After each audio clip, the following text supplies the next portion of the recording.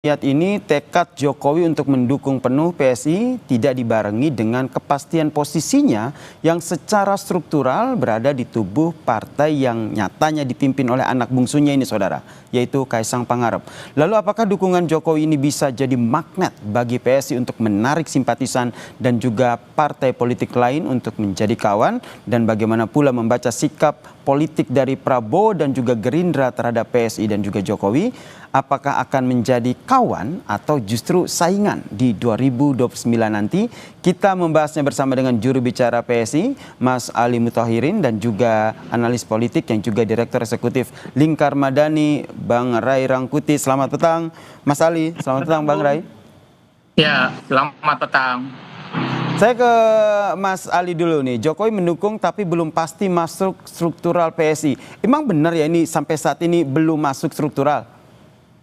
Ya, terima kasih. Selamat petang semuanya. Bahwa sampai hari ini selesai kongres kemarin, memang secara definitif Bapak Jokowi belum resmi masuk sebagai struktur partai, apakah di Dewan Pembina atau yang lain. Tapi menurut kami sebagai kader PSI seluruh Indonesia, ketika beliau memberikan spirit perjuangannya di nasihat kebangsaan, di pembukaan kongres, itu memberi semangat bagi kami bahwa sudah ada ikatan batin bagi kader PSI seluruh Indonesia dengan Bapak Jokowi, sehingga itu penting bagi kami untuk memperkuat semangat kami, semangat perjuangan kami. Bergabung atau tidaknya Pak Jokowi itu bagi kami cukup ketika beliau sudah mendeklarasikan dua kalimat yang menurut kami bahkan sebagian peserta kongres sampai meneteskan air mata ketika beliau mengatakan full mendukung PSI dan bekerja keras untuk PSI. Itu bagi kami cukup. Jadi tidak masalah ya? Bahwa Bapak Jokowi full mendukung kami itu bagi kami cukup. Soal beliau nanti bergabung apa tidak, tentu kami sangat bersyukur kalau beliau bergabung, tapi tentu keputusan akhir adalah ada di beliau begitu. Oke, jadi tidak ada soal, yang penting dapat dukungan meski tidak masuk dalam struktural PSI. Bung Ray melihatnya ataupun menilainya seperti apa? Ini 100% mendukung atau masih setengah-setengah kalau tidak masuk dalam struktural PSI? Kalau mendukung udah pasti 100% mendukung ya, sampai Pak Jokowi kemudian nanti berlabuh ke partai politik yang lain. Jadi selama Pak Jokowi tidak berlabuh ke partai politik manapun, ya konsentrasinya adalah membesarkan PSI, meskipun tidak harus masuk ke dalam struktur PSI. Nah, pertanyaannya, kenapa tidak masuk ke dalam struktur PSI saja? Saya kira ada dua pertimbangannya ya. Pertama, pertimbangan citra, dan yang kedua adalah pertimbangan strategi gitu ya. Pertimbangan citra itu kalau misalnya pada akhirnya Pak Jokowi berlabuh ke PSI, dalam struktur apapun di PSI, itu justru akan membuat nama PSI agak tercoreng.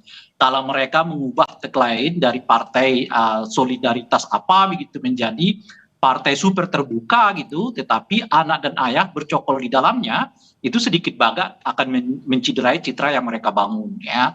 Nah itu menurut saya itu perlu dipikirkan oleh mereka. Bisa-bisa jadi nanti akan jadi bahan olok-olok publik ya, yang merasa apa namanya itu ya, tagline partai terbuka ya, partai anti dinasti gitu ya, kali pertama dalam sejarah partai politik melakukan one man one vote di dalam pemilihannya, macam-macam dan sebagainya. Jadi citranya akan terganggu. Oke, citranya akan terganggu begitu ya menurut Anda ya, Bung Ray ya. Nah kalau kita lihat dalam kongres PSI kemarin, yang kedua adalah soal strategi. Strateginya apa? Strateginya ini kan bagaimana mengawal posisi politik anak-anaknya dan juga menantunya. Jadi kalau cuma semua berkumpul di PSI kan terlalu sedikit. Oleh karena itu mungkin perlu kekuatan lain yang mungkin bisa dihimpun oleh Pak Jokowi untuk mengawal politik keluarganya Pak Jokowi, baik anaknya Gibran sebagai wakil presiden maupun menantunya Bobi di Sumatera Utara gitu. Nah oleh karena itu mungkin Pak Jokowi bisa saja menarik kekuatan dari luar, artinya membagi waktu dengan kekuatan di luar. Nah itu mungkin pilihannya. Oleh karena itu mungkin nggak akan masuk ke PSI jika ada partai politik yang mungkin menempatkan Pak Jokowi pada posisi strategis di partainya gitu. Oke, nah, menempatkan Pak Jokowi di posisi strategisnya ya. Bung Raya. Ini yang aku ingin tanyakan ke Bung Ali ini, Mas Ali. Mas Ali, nanti posisi strategis dari PSI sendiri apakah memang sejauh ini sudah menyiapkan gitu posisi strategis untuk Jokowi kalau nanti Jokowi nanti akan masuk dalam struktural PSI? Karena kalau kita lihat tidak hanya Joko Widodo begitu yang memberikan dukungannya, Presiden Prabowo juga memberikan dukungannya nih untuk PSI pada Kongres kemarin. Ya, terima kasih. Tapi bagi kami yang pertama yang harus kami respon adalah bahwa ini bukan soal mencoreng citra partai apa tidak, tapi perjalanan partai ini memerlukan gerakan-gerakan baru, strategi-strategi baru. Selama perjalanan PSI 10 tahun ke belakang ini, maka di momen Kongres pertama itulah yang kemudian kita sebut dengan rebranding PSI itu. Tentu dengan masuknya beliau tidak hanya tidak mencoreng partai kami, tapi memperkuat langkah kami, memperkuat perjuangan kami, karena semangat perjuangan dan pengabdian Pak Jokowi itulah yang ingin kami tularkan ke kader-kader PSI seluruh Indonesia. Dan tentu keberhasilan beliau dalam memimpin negara ini dipilih oleh masyarakat dengan kepercayaan yang begitu besar ke beliau selama 10 tahun, maka ini menjadi semangat bagi kami, bukan soal mencitra, tapi ini memperbaiki dan memperkuat citra kami di partai politiknya. Kedua, soal posisi, tentu kalau beliau berkenan, maka ada posisi terbaik yang ingin kami sediakan, tentu di Dewan Pembina yang kemarin hasil Kongres adalah mengamanatkan struktur Dewan Pembina yang diisi oleh Ketua Umum, Sekjen, dan Dewan Pendiri serta perwakilan DPW itu yang nanti akan menggodok siapa Dewan Pembina yang akan disusun dan de facto de jure menjadi Dewan Pembina di Partai PSI. Nah, ke depan juga begitu, bahwa soal beliau nanti bergabung apa tidak, saya sampaikan di awal tadi bahwa semangatnya sudah ditularkan kepada kader-kader kami di PSI. Soal nanti kapan beliau akan bergabung, itu akan kami serahkan kepada beliau begitu. Yang jelas pernyataan Joko Widodo sudah pasti ya mendukung penuh PSI begitu. Nah, Bung Rey, yang menarik adalah kalau kita lihat pada saat Kongres PSI ini tidak hanya dukungan dari Presiden ke-7 Joko Widodo begitu, tapi Prabowo juga menyampaikan dukungannya, menyatakan bahwa gajah itu adalah hewan kesayangan saya. Tapi di sisi lain, keesokan harinya Prabowo juga menyatakan bahwa PDIP ini adalah kakak adik begitu dengan Gerindra. Anda membaca posisi pernyataan dari dua pernyataan Presiden Prabowo ini seperti apa?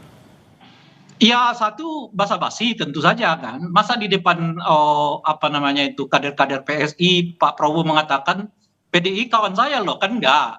Pasti memuji-muji ya gajah apa dan sebagainya gitu ya. Meskipun yang dikasih bintang 4 bajunya itu adalah kucing ya, bukan gajah ya. Nah, jadi itu aja udah agak kontradiktif ya. Memang binatang kesayangan Pak Prabowo itu gajah. Tapi kucing lah yang dikasih baju bintang dengan bintang 4 kan, gitu misalnya gitu. Lalu biasanya mengatakan saya kakak adik gitu. Nah, jadi kalau dengan PDI Perjuangan gitu. Jadi kalau kita buat dalam bahasa yang simple, ya tentu PSI itu kawan, ya kan. Tapi PDI Perjuangan itu saudara kata Pak Prabowo. Nah, tinggal di ini aja, dilihat aja dalam konteks sosial.